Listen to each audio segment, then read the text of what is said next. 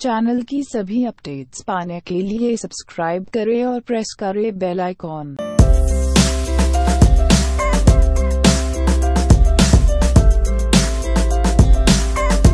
Hello दोस्तों, बहुत बहुत स्वागत है आपका हमारे यूट्यूब चैनल प्रतीक भन्ना में। दोस्तों आज हम बात करेंगे कांचीपुरम के बारे में। दोस्तों इस स्टॉक में पिछले लगभग 5-6 साल से करेक्शन चल रही है, तो इसके बारे में आज हम बात करेंगे कि इस करेक्शन में हम कैसे काम कर सकते हैं। मतलब जब ये करेक्शन ख़त्म होगी तो इसके बाद जो एक नया ट्रेंड स्टार्ट होगा उसमें हम किस तरीके से काम कर सकते हैं, उसका टारगेट कितना होगा, उन सभी चीज़ों के बारे में आज हम बात करेंगे। ठीक है, तो एक बार पूरी हिस्ट्री का चार्ट हम इसका देख लेते हैं।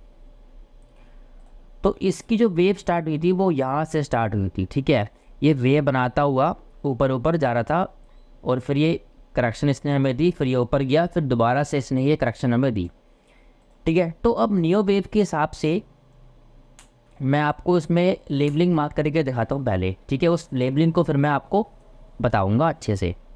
दोस्तों नियो वेव की एनालिसिस के हिसाब से जो मेरे को चार्ट देख के लग रहा है वो ये लग रहा है कि इसकी जो फर्स्ट वेव थी नियो वेव की सबसे बड़े टाइम फ्रेम की, वो यहाँ पे ख़त्म हुई थी। मतलब ये थी इसकी पहली इम्पल्सिव मूव। ठीक है, और इसके बाद ये पूरी चल रही है इसकी सबसे बड़े टाइम फ्रेम की सेकंड वेव की करेक्शन, जिसमें ये थी ए लैग, ये थी बी लैग और सी लैग इसमें अब चल रही है। ठीक है, ये WXY भी हो सकता है, बट मैंने सिंपल आपको दिखाने के लिए इसको ABC मार्क करा है। ठीक है, बात एक ही है, कोई दिक्कत नहीं है, दोनों में 3 लैग ही होती है, बस फ़र्क C लैग का होता है। ठीक है, उसमें हम डिटेल्स में जाने की हमें नीड भी नहीं है। तो इस चार्ट सेटअप के अकॉर्डिंग कांचीपुरम में सबसे बड़े टाइम फ्रेम की सेकंड वेव की करेक्शन चल रही है, जो कि आप देख सकते हैं ये है ABC की फ्लैट करेक्शन या फिर WXY, आप कुछ भी कह सकते हैं इसको। ठीक है, अब कुछ लोग ये कहेंगे कि इसकी सेकंड वेव की करेक्शन यहाँ पे ख़त्म हो गई थी। अगर हम भी उस टाइम पे इसको एनालाइज करते तो हम भी यही कहते हैं कि इसकी करेक्शन यहाँ पे ख़त्म हो गई है। एक बात तो ये कि ये 3 वेव में ऊपर गया है, तो ये इम्पल्सिव मूव था ही नहीं। दूसरा, अगर हम ट्रेंड लाइन यहाँ पे ड्रॉ करते हैं 0 से लेकर इस पॉइंट पे, तो ट्रेंड लाइन यहाँ पे इसने ब्रेक कर दी है, जो कि पॉसिबल नहीं होता एक इम्पल्सिव मूव में। कि अगर ये आप कहते हो ये 1, ये 2, ये 3 है, तो फिर इसको फर्स्ट वेव के जोन में आगे इस ट्रेंड लाइन को ब्रेक नहीं करना चाहिए था। ठीक है, तो इसका मतलब ये जो नीचे आया ये सेकंड वेव की करेक्शन का ये पार्ट है, तो ये होगी A, ये B, ये C। ठीक है, इसका मतलब ये पूरी सेकंड वेव की करेक्शन की इसकी चल रही थी। ठीक है, तो अब जो रिवाइज ट्रेंड लाइन बनेगी वो यहाँ पे कहीं बनेगी ऐसे। ठीक है, इस जगह पे हमें एक बहुत बढ़िया सा टच पॉइंट मिलेगा, वहाँ से फिर बहुत शार्प मूवमेंट होगी थर्ड वेव की। ठीक है, वहाँ पे हम मान सकते हैं कि वो होगा हमारा सेकंड वेव की करेक्शन का एंड पॉइंट। ठीक है, तो वो ट्रेंड लाइन कहाँ पे बनेगी वो हम बाद में देखेंगे। तो अभी कुल मिला के हमें बस ये देखना है कि ये जो इसकी सी वेव चल रही है ये कहाँ पे ख़त्म होगी और इसमें जो एक नया ट्रेंड शुरू होगा उसका टारगेट क्या होगा, और मतलब सब कुछ अब इसमें हम देखेंगे। दोस्तों पहली बात तो ये कि सी वेव जो इसकी चल रही है ये वाली, ये कहाँ पे ख़त्म होगी हमें इससे मतलब नहीं है। हमें ये देखना ही नहीं है कि सी वेव इसकी कहाँ पे ख़त्म होगी, हमें सिर्फ ये देखना है, हमें सिर्फ कंफर्मेशन चाहिए कि जब भी ख़त्म हो जाए उसके बाद कोई ऐसा लेवल हमारे पास हो जिसके ऊपर हमें कंफर्म हो जाए कि इसकी सी लैग ख़त्म हो चुकी है, उसी के साथ ABC की फ्लैट करेक्शन भी ख़त्म हो चुकी है, फिर अब इसमें आराम से काम कर पाएँ। हमें सिर्फ वो कंफर्मेशन के लिए वो एक जोन चाहिए। ठीक है, तो उस जोन की आज हम बात करेंगे। ठीक है, तो सबसे पहले तो मैं आपको ना एक जो हम रूल अप्लाई करते हैं हर चार्ट पे वो मैं आपको दिखाता हूँ कि जो स्टॉक्स होते हैं वो वीकली टाइम फ्रेम की 200 की EMA को 80% केस में ब्रेक नहीं कर पाते। अब वो रूल यहाँ पे अप्लाई करते हैं। सो मैं लगाता हूँ इसके वीकली चार्ट पे 200 की EMA। तो मैंने ये लगाई इसके वीकली टाइम फ्रेम की 200 की EMA। आप देखो यही पे इसकी जो पहले हमें लगता था कि करेक्शन यहाँ पे ख़त्म हो चुकी है वो सिर्फ A लैग थी, फिर ये ऊपर गया, फिर दोबारा से नीचे आ गया। तो अभी की बात करें तो अभी तो ये 200 की EMA के नीचे काम कर रहा है, तो अभी तो हमें इसमें बिल्कुल भी काम नहीं करना। ठीक है, अब देखो दोस्तों सी लैग इसकी चल रही है, हमने देख लिया। अब वो कहाँ पे ख़त्म होगी हमें उससे मतलब तो है नहीं, मैं आपको बता चुका हूँ पहले ही। हमें सिर्फ चाहिए एक कंफर्मेशन के लिए एक जोन। वो जोन आपको देगी 200 की ईएमए। क्यों? क्योंकि हमारे जो रूल है वो ये कहते हैं कि जो स्टॉक्स होते हैं वो 80% केस में अपने वीकली टाइम फ्रेम की 200 की ईएमए को ब्रेक नहीं करते, ठीक है। तो अभी ये 200 की ईएमए के नीचे काम कर रहा है, आप देख सकते हैं, ठीक है। आने वाले टाइम में अगर आप देखते हो कि ये 200 की ईएमए को ऊपर की तरफ ब्रेक करके इसके ऊपर सस्टेन करके फिर दोबारा से ऊपर निकल रहा है, तो हम ये उस केस में मान सकते हैं कि नीचे सी वेव ये ख़त्म करके आ चुका है और अब इसका नया ट्रेंड स्टार्ट हो चुका है।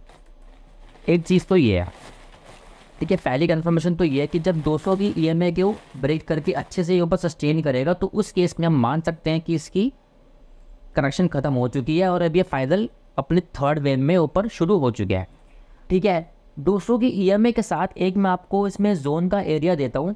वो जोन का एरिया इसके लिए बहुत इंपॉर्टेंट है, ठीक है, उसको खास करके आप ध्यान रखना, क्योंकि जो फाइनल कन्फर्मेशन है ना वो उसी जोन के ऊपर जाने के बाद हमारे पास आएगी।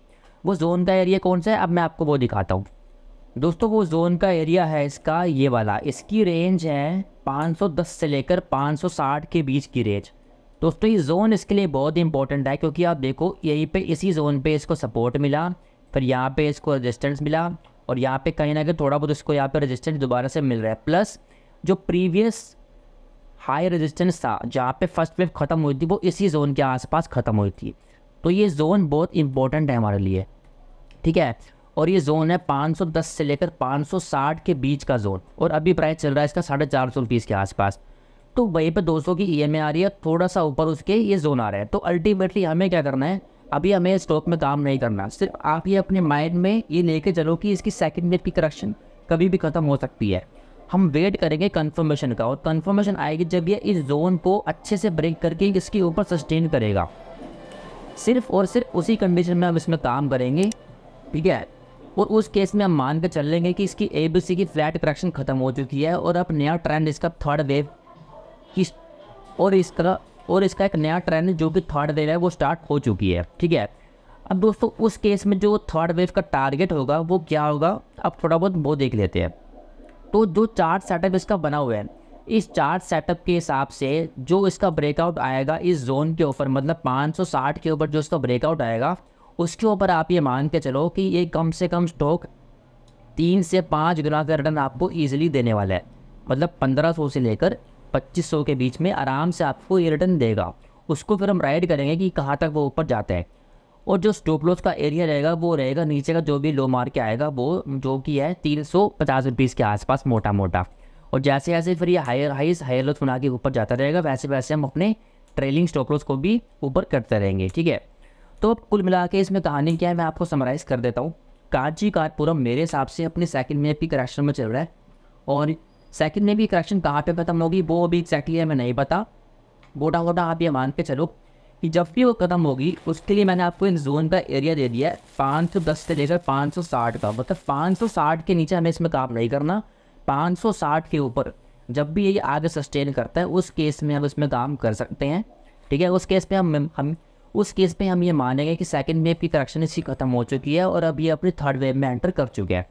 स्टॉप लॉस का एरिया आप चाहो तो जब एक बार जोन के ऊपर आगे सस्टेन कर दे तो आप जोन के नीचे का भी रख सकते हो, और जो अल्टीमेट स्टॉप लॉस का एरिया रहेगा वो रहेगा नीचे का जो कि लो मार के आएगा, ठीक है। तो ये थी पूरी की पूरी कहानी कांची कारपुरम के बारे में। अब अगर आप मुझसे चाहते हो कि मैं आपके किसी स्टॉक्स पे, करेंसी पे या क्रिप्टो करेंसी पे अपनी एनालिसिस दूँ, सो नीचे कमेंट बॉक्स में कमेंट करके बताओ कि भाई मुझे आपकी इन पे एनालिसिस चाहिए। मैं अगले वीडियो में उसको कवर करने की पूरी ट्राई करूँगा। सो मिलते हैं अगली वीडियो में, तब तक के लिए जय हिंद दोस्तों।